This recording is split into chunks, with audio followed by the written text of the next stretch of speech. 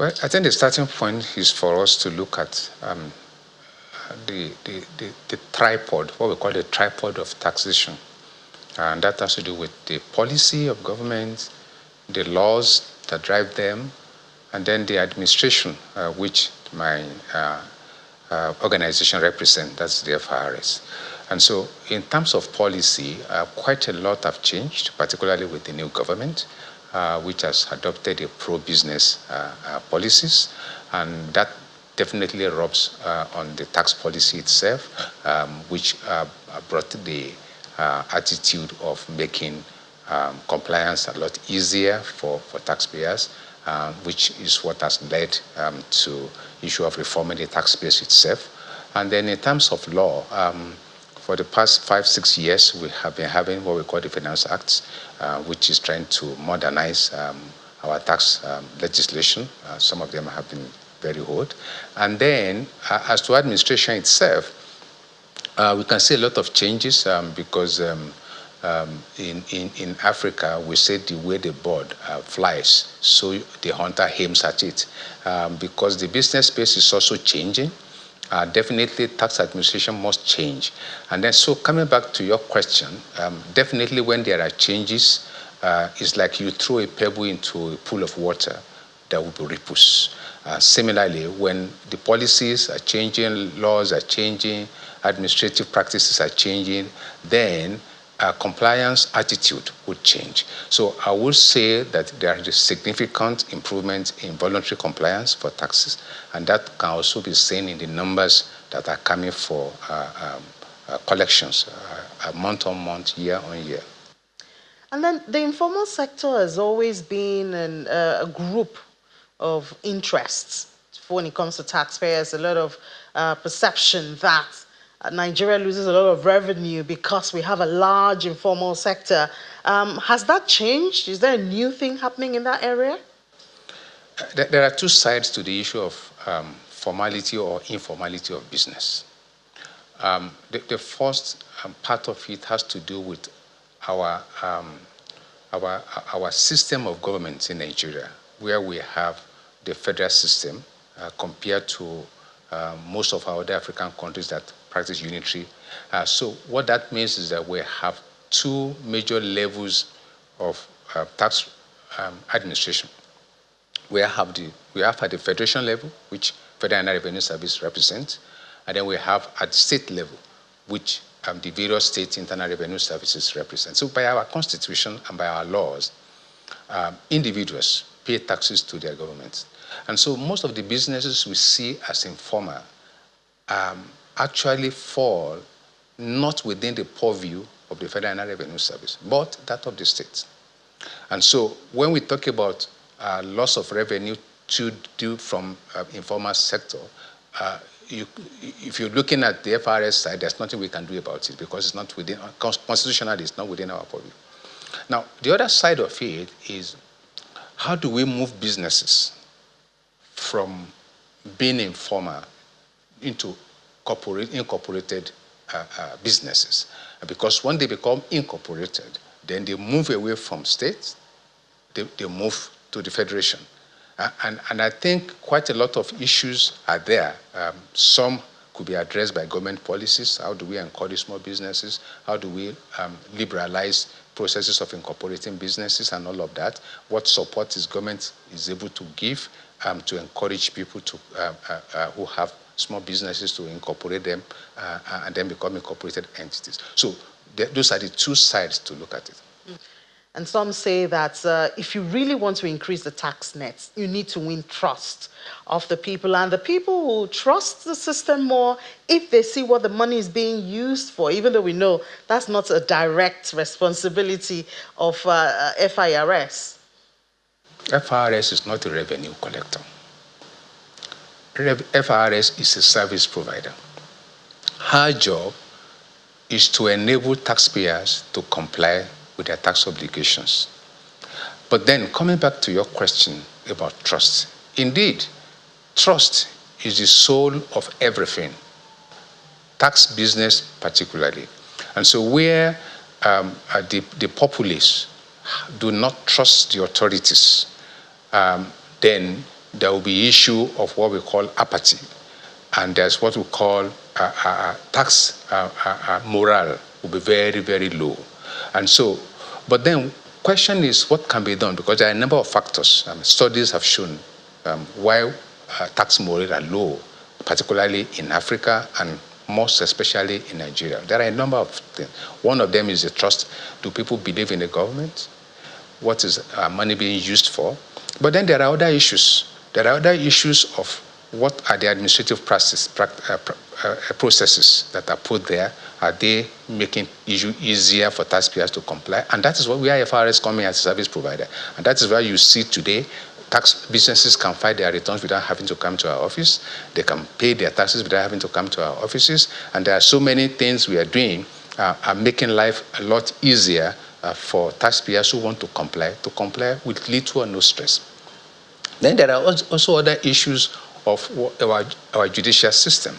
So if there is a non-compliant person, the best FIRS can do is to go back to the law and see what the law says. So part of the process is going through the judicial process. And then you know that a case can be in our court for only God. You only know when you start. You don't know when it ends. And therefore, when you see a non-compliant person who seemingly is getting free because justice is delayed, then those who are complying also get discouraged and say, okay, where must it be me?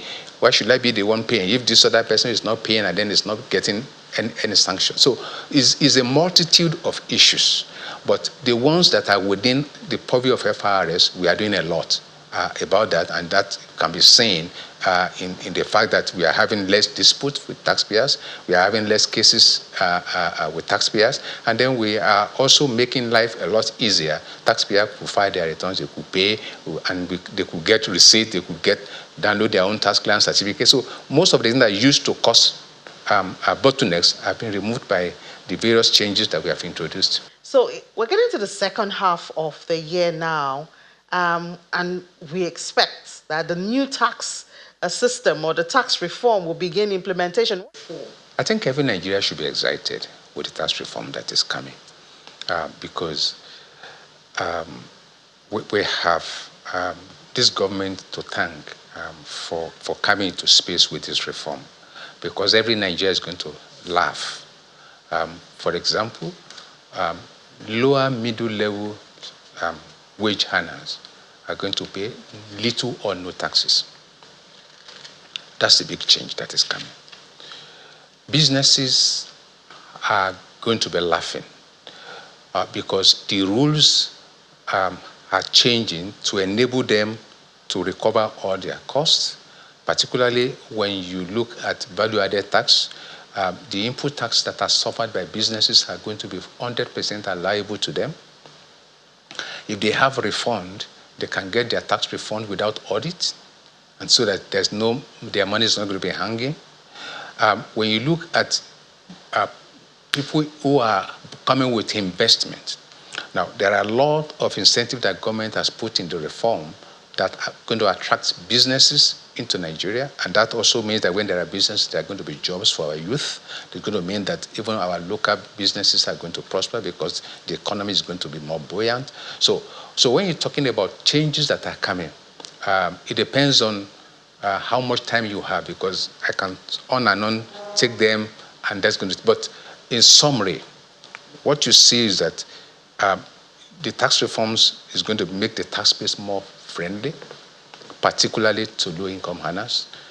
It's exempting all small businesses from paying taxes, and the definition of small businesses has been enhanced. What we used to have is 25 million. It has moved significantly away from 25 million upward. So many more businesses are not going to be paying taxes. The obligation to deduct taxes is also reduced for small businesses. When you look at the incentives that are available, particularly looking at our performance in oil and gas, where some of the IOCs are divesting from Nigeria. Now the government has come with a very robust incentive program, which is now driving investment in the oil and gas sector. So what we are looking at is a whole total package covering the policies of government, covering the laws, the clarity in which the laws, the new law are written, not like in the old time when you can have a section of the law running to almost half a page or a full page. Now they are written in modern language, so anybody who can read little English can actually understand the law. The agencies are cooperating, unlike before, where it is to your tent, who Israel. Now it is one government approach to all of this. So you see collaboration between the FIRS, the customs, the NUPRC, and all CBN, every other government agency. So this law has brought all of us together. I guess another area of interest in the tax reform is that the FIRS will be the sole collector of taxes in the country. That is a question that I will want to answer this way. What government has done with this reform is to allow for specialization. And what do I mean? Customs knows about trade facilitation. They take care of our borders so that illicit products don't enter into our country. And when people bring goods in, they properly declare, and people can do export, they can do import, and their business can go on. NUPRC is very good at regulating the upstream oil sector. They know all their onions. And so every agency government has set up is for a particular purpose. So the FIRS is set up to process revenue for government. And so what the reform has done is to make that happen. So you do what you can do best. And in literary economies, if I remember my days, there's something we call specialization. And what specialization does is it allows for economies of scale. Because then if you are good, you are good at your work. You can see the questions you have been asking me. If I attempt to do this, I'm going to fail. But then if we change role, if I put you on my desk to do my job, you may struggle. So that is what government has done. I sincerely believe that all agencies of government are working with one sole purpose, and that is to make life easy for Nigerians. And so I do not anticipate that any agency will frustrate the other. However, the reform that is coming is going to leverage a lot of technology. So there are many things that we can do with ICT that will not require any kind of friction between agencies. So Customs still does its job, still does its assessment, but the government has come with a single window to say, look, as a customer, as a business person, go to that single window. Whatever you want to do, whether with FIRS, whether with the customs, whether with whatever, you do it in that one single window. And that's what government has done. So it does not bring any conflict. It does not allow for any entity to frustrate the work of another entity. So I do not anticipate that.